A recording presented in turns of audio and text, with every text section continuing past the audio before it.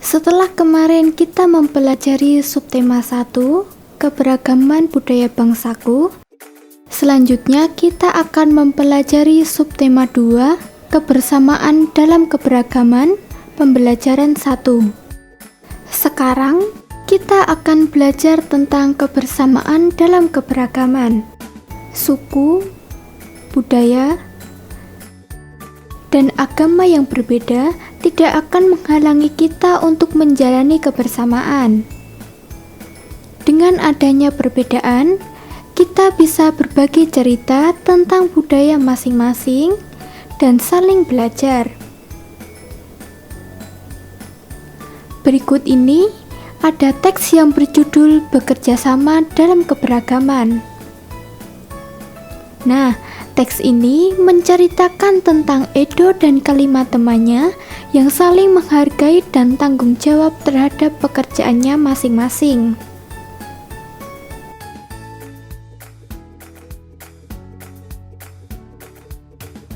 Kita akan membahas gagasan utama dan gagasan pendukung paragraf 1. Apakah kalian tahu gagasan utama dari paragraf 1? Iya, betul. Gagasan utama paragraf 1 adalah tugas percobaan tentang bunyi. Nah, untuk gagasan pendukungnya adalah berkumpul di rumah, menyiapkan peralatan, dan bekerja sama dalam melakukan percobaan. Untuk kalian berlatih, kalian bisa mengerjakan paragraf 2 dan 3 secara mandiri di rumah masing-masing. Apabila kalian mendapati kesusahan, kalian bisa menanyakan kepada kakak atau orang tua kalian ya. Selanjutnya, kita akan mengamati video Di Manakah Bunyi. Coba kalian amati video tersebut.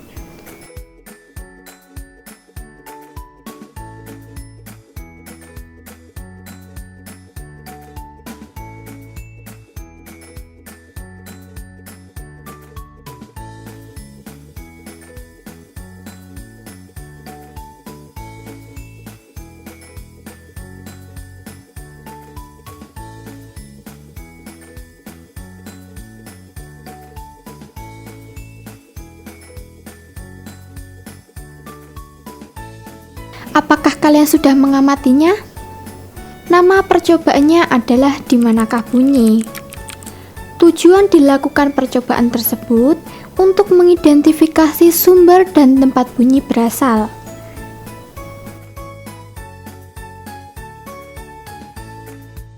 Kita wajib bersyukur kepada Tuhan Yang Maha Esa karena telah menciptakan bentuk tubuh yang paling sempurna. Salah satunya adalah kita diberi indera pendengar, yaitu telinga. Dengan adanya telinga, kita dapat mendengar berbagai suara. Berikut ini adalah proses bagaimana kita dapat mendengar.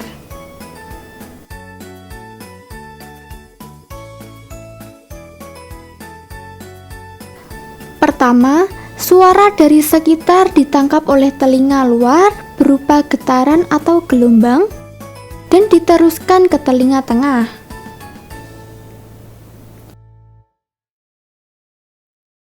Saat gendang telinga bergetar, getaran akan diteruskan ke tulang osekos sehingga getaran diperkuat dan dikirim ke telinga dalam.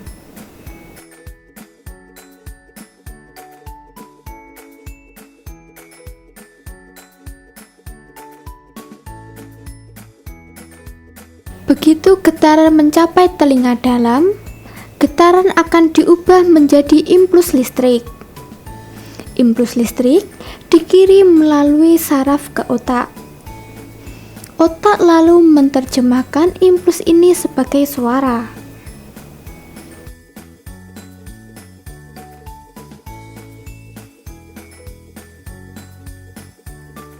Secara umum, struktur telinga manusia dibagi menjadi 3 bagian,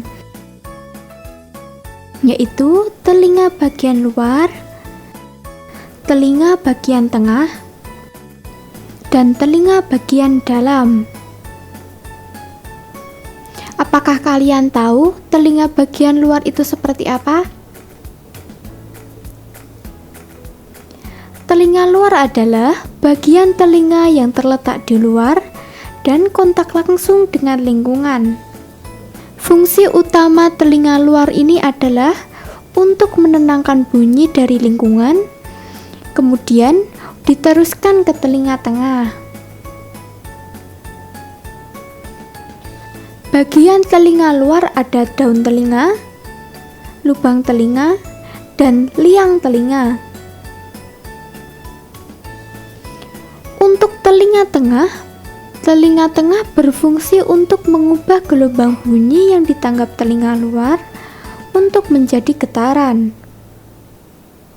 Getaran tersebut kemudian dilanjutkan pada telinga dalam. Bagian telinga tengah ada gendang telinga.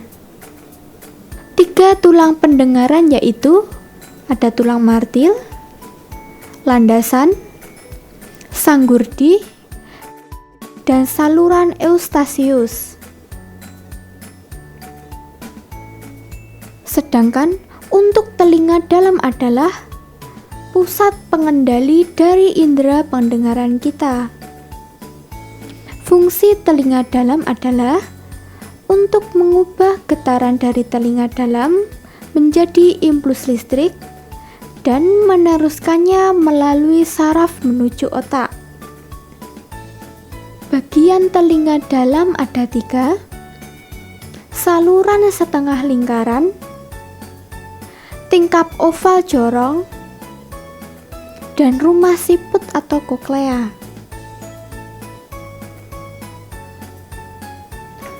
Semua bagian tersebut mempunyai peranan masing-masing, sehingga dapat menghasilkan informasi ke otak, dan akhirnya kita mampu mendengar bunyi secara baik.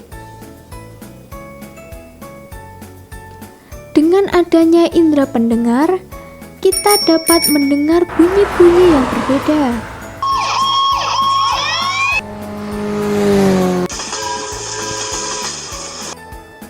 Allahu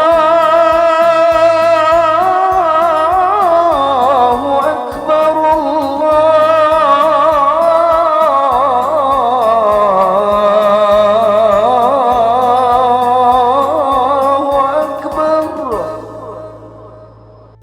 Keanekaragaman bunyi yang berasal dari tempat ibadah dapat pula kita dengarkan.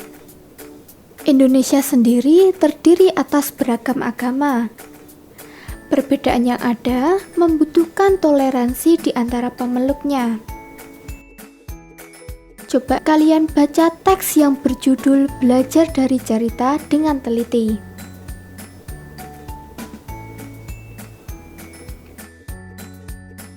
Apakah kalian telah selesai membacanya?